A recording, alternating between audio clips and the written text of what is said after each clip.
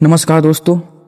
आज इस वीडियो में हम बात करेंगे सोशल साइंस के 20 बहुत ही महत्वपूर्ण ऑब्जेक्टिव क्वेश्चन को इस वीडियो में अच्छी तरह से पढ़ने वाले हैं। ठीक है, तो चलिए वीडियो को शुरू करते हैं। पहला हमारे पास क्वेश्चन है कि फ्रांस की क्रांति कब हुई थी।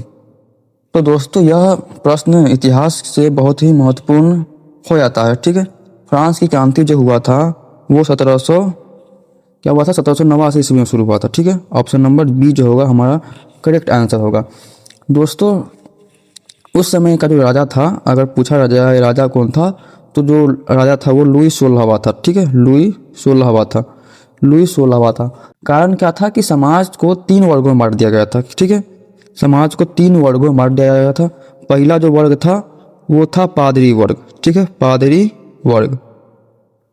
दूसरा जो वर्ग था वो था सामंत वर्ग। ठीक है, और तीसरा वर्ग था वो था सामान्य जनता।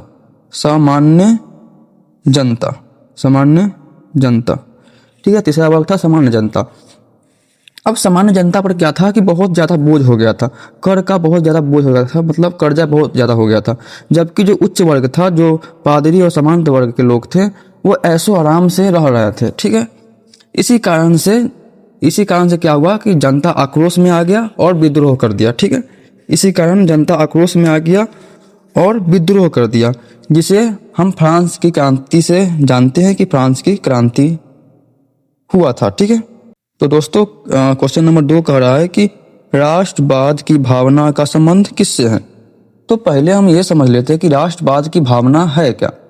तो राष्ट्रवाद की जो भावना है, राष्ट्रवाद की भावना का अर्थ है कि अपने देश के प्रति प्रेम और समर्पण। ठीक है, तो क्या होगा, आंसर क्या हो जाएगा, सी नंबर होगा। अपने देश के प्रति क्या होना चाहिए, प्रेम और समर्पण। जब लोग अपने देश की स्वतंत्रता और एकता की बात करते हैं और सम्मान से लिए एकजुट होते हैं, ठीक है, उसी को राष्ट्रवाद की भावना कहा जाता है। तो यहाँ से 2 नंबर का क्वेश्चन भी बन जाता है कि राष्ट्रवाद की भावना क्या है। ये भी इतिहास में पूछा गया है 2 नंबर के क्वेश्चन में। बिहार बोर्ड में 2 नंबर के क्वेश्चन में पूछा गया है कि राष्ट्रवाद की भावना क्या है। तो हम कह सकते हैं कि राष्ट्रवाद की भावना का अर्थ है अपने देश के प्रति प्रेम और समर्पण। जब लोग अपने देश की स्वतंत्रता, एकता और समानता के लिए एकजुट होते हैं तो उसे राष्ट्रवाद कहा जाता है। ठीक है, अगला क्वेश्चन, जर्मनी का एकीकरण किस वर्ष हुआ। हमारे पास 4 ऑप्शन है। ए है 1848, 1861, 1871, 1885।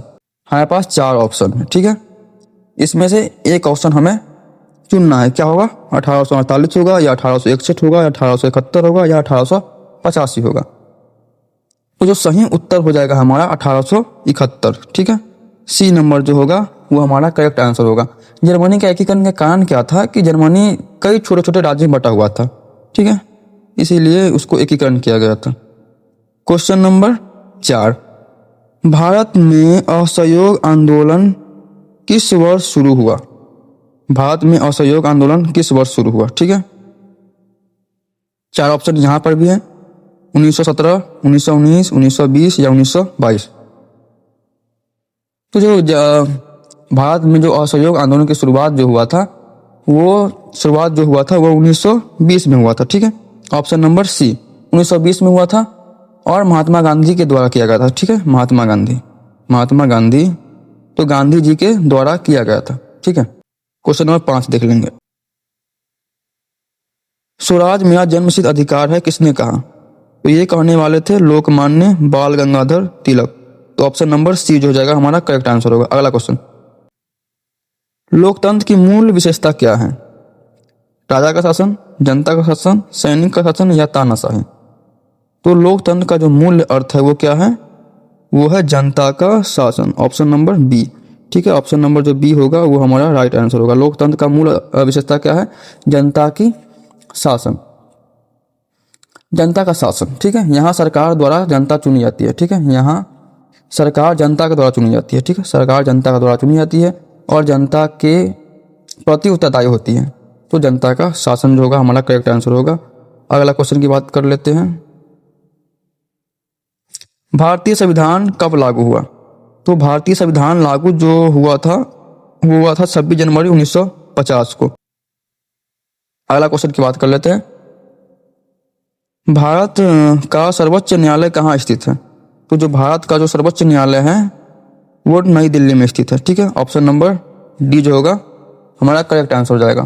तो ऑप्शन नंबर डी। तो क्वेश्चन नंबर 9 में कहा गया है कि हरित क्रांति का संबंध किससे है? हरित क्रांति का संबंध किससे? उद्योग से, शिक्षा से, कृषि से या परिवहन से? तो जो हरित क्रांति का संबंध है वह किससे है? कृषि से है। ठीक है, हरित क्रांति का संबंध किससे है? तो कृषि से। हरित क्रांति कृषि उत्पादन में वृद्धि से जुड़ी हुई है। ठीक है, इसका कारण भारत खाद्यान्न उत्पादन में आत्मनिर्भर बनना था। ठीक है, क्वेश्चन नंबर 10 की बात कर ले हम तो भारत में योजना आयोग की स्थापना कब हुई? भारत में योजना आयोग की स्थापना कब हुई? 47, 50, 51, 52 बताएंगे। भारत में योजना आयोग की स्थापना कब हुई? Question number 10। योजना आयोग की जो स्थापना थी वो हुई थी 1950। ठीक है, 1950 में हुई थी। इसका उद्देश्य था पंचवर्षीय योजना बनाना था। ठीक है, इसका उद्देश्य क्या था? पंचवर्षीय योजना बनाना। अगले क्वेश्चन की बात कर ले हम। प्राथमिक क्षेत्र का संबंध किससे है? प्राथमिक क्षेत्र क्या है? दोस्तों, प्राथमिक क्षेत्र वह क्षेत्र होता है जिससे हम सीधे प्रकृति से संसाधन प्राप्त करते हैं, जैसे खेती करना, पशुपालन करना, मछली पालन करना, खनन आदि। इन सभी कार्यों में प्राकृतिक संसाधनों का प्रत्यक्ष उपयोग होता है। ठीक है, इसलिए प्राथमिक क्षेत्र का सबसे प्रमुख उदाहरण कृषि हो सकता है। ठीक है, तो हम ऑप्शन नंबर बी जो हो जाएगा वो हमारा करेक्ट आंसर होगा। ठीक है, तो ऑप्शन नंबर बी। अगला क्वेश्चन की बात कर ले तो अगला क्वेश्चन है भारत का सबसे अधिक आबादी वाला राज्य कौन सा है? सबसे ज्यादा आबादी वाला राज्य तो हमारा क्या है? उत्तर प्रदेश है। तो ये तो सबको पता है कि उत्तर प्रदेश है। ठीक है, तो अगला क्वेश्चन की बात कर लें। क्वेश्चन नंबर 13 में पूछा गया है पंचायती राज व्यवस्था सबसे निचली इकाई कौन सी है? पंचायती राज व्यवस्था में सबसे निचली इकाई कौन सी है? देखिए, तो पंचायती राज व्यवस्था की बात किया है, क्वेश्चन नंबर 13 है। तो जो भारत में पंचायती राज व्यवस्था है वो 3 स्तरीय काम करती है। ठीक है, जो पहला स्तर हमारा है, पहला स्तर है सबसे ऊपर है वो है जिला। ठीक है, जिला पंचायती, जिला परिषद बोल सकते हैं। ठीक है, और दूसरा में है नीचे, दूसरा में हो जाएगा, मध्य में जो होगा वो क्या होगा? पंचायत समिति। ठीक है, समिति। और जो सबसे नीचे होता है वो ग्राम पंचायत होता है। सबसे नीचे क्या होता है? ग्राम पंचायत। तो जो सबसे ऊपर होता है वो जिला परिषद होता है, फिर बीच में होता है पंचायती समिति, और जो सबसे निचली बात किया है तो वो हो जाएगा ग्राम पंचायत। जो हमारा सी जो ऑप्शन होगा वो करेक्ट आंसर होगा। ठीक है, अगर उच्च पूछता तो हम जिला परिषद बोलते। ठीक है, क्वेश्चन नंबर 14 की हम बात कर लेते हैं। लोकतंत्र में सरकार किसके प्रति उत्तरदायी होता है? लोकतंत्र में सरकार किसके प्रति उत्तरदायी होता है? तो लोकतंत्र में सरकार किसके प्रति उत्तरदायी होते हैं? लोकतंत्र में सरकार जनता द्वारा चुनी जाती है, तो उत्तरदायी किसके लिए होगा? जनता के लिए होगा। ऑप्शन नंबर सी, जनता द्वारा चुनी जाती है, इसलिए सरकार अपने हर कार्य के लिए जनता के प्रति उत्तरदायी होती है। ठीक है, अगर सरकार जनता के हित में काम नहीं करती है तो जनता उससे अगले चुनाव में नहीं चुनेगी, बदलना चाहेगी। ठीक है, अगला क्वेश्चन देख लो। 15 नंबर में बोला है कि भारत का राष्ट्रीय आय किस क्षेत्र से अधिक प्राप्त होता है? भाषा, ये क्वेश्चन है, ये इंपॉर्टेंट हो जाता है। ठीक है, तो सबसे ज्यादा क्या है? आय किस क्षेत्र से आता है सबसे ज्यादा? तो भारत की अर्थव्यवस्था 3 क्षेत्रों में बटी हुई है। ठीक है, पहला क्या हो जाएगा? 3 क्षेत्रों में बटी हुई है, तो पहला समझ लेते हैं क्या है। पहला है प्राथमिक, क्या है? प्राथमिक क्षेत्र। ठीक है, प्राथमिक क्षेत्र। दूसरा होता है द्वितीय क्षेत्र। ठीक है, और जो तीसरा होता है वो तृतीय क्षेत्र होता है, या उसके हम सेवा क्षेत्र भी कहते हैं। ठीक है, सेवा क्षेत्र। वर्तमान समय में भारत की राष्ट्रीय आय का सबसे बड़ा योगदान जो दे रहा है वो सेवा क्षेत्र दे रहा है, मतलब तृतीय क्षेत्र दे रहा है। तो जो हमारा करेक्ट आंसर होगा वो सी होगा। ठीक है, करेक्ट आंसर क्या होगा? सी होगा। तो क्वेश्चन नंबर 16 की बात करते हैं। कंप्यूटर हमारे से आगे कीजिए। हाँ, तो 16 की बात की तो भारत में मुद्रा कौन जारी करता है?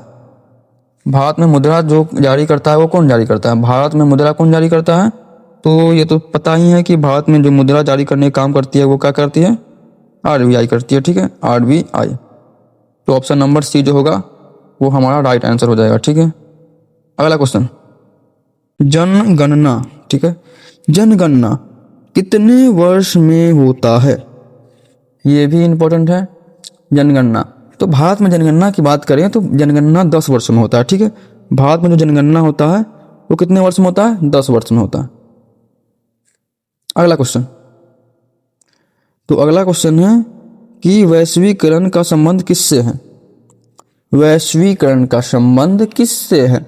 वैश्वीकरण का अर्थ क्या होता है वो समझ लेंगे कि विश्व के विभिन्न देशों के बीच व्यापार, पूंजी, तकनीक और संस्कृति का आदान प्रदान। तो ये 2 नंबर में पूछ देगा वैश्वीकरण क्या है। तो ये हिस्ट्री में 2 नंबर का पूछ ही देता है, इसलिए ध्यान रखेंगे कि वैश्वीकरण का अर्थ क्या है? विश्व के विभिन्न देशों के बीच व्यापार, पूंजी, तकनीक और संस्कृति का आदान प्रदान। इसलिए वैश्वीकरण का सीधा संबंध किससे हो जाता है? अंतर्राष्ट्रीय व्यापार से। ठीक है, अंतर्राष्ट्रीय व्यापार से हो जाता है।